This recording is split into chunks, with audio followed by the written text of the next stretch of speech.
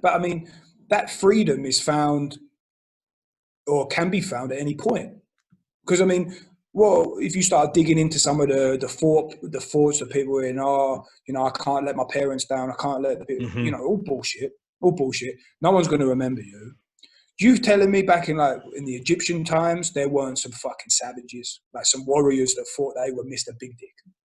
And everybody knew they were. And they were sure they're going to go down in the history books. And we ain't got a fucking clue who they are. So you really think someone's going to, really, it's not that big of a deal. And even if you get some angry tweets afterwards and that, who gives a fuck? You know what I mean?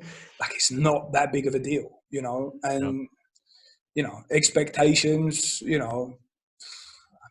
bro. At the end of the day, you should turn up, I feel like, feeling that you've already won because you've decided to play.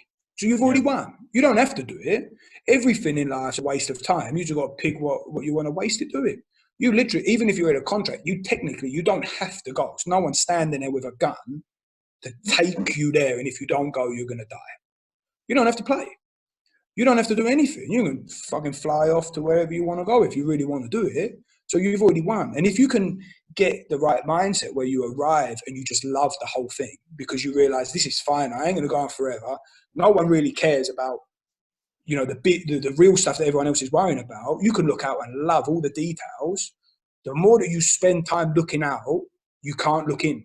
And that's what people also don't realize. You can't really think about much stuff at once. You can only really think about one thing, maybe a couple things, but not really that much stuff.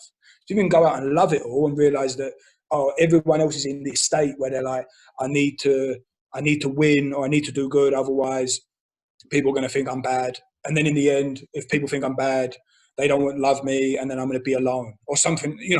One of the typical patterns that you look at as soon as you start delving into people, you start realizing that it's always to escape this feeling of feeling pain. And I want to feel like this. I want to feel good. I want to feel good and try and avoid the bad feelings. People only have really two real fears. It's the fear of feeling sad and the fear of feeling fear.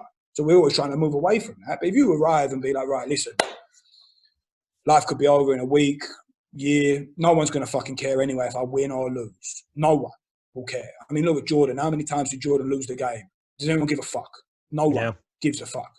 So I'm here. I choose to be here. I fucking love this. I really fucking love it because it's going to end at one point.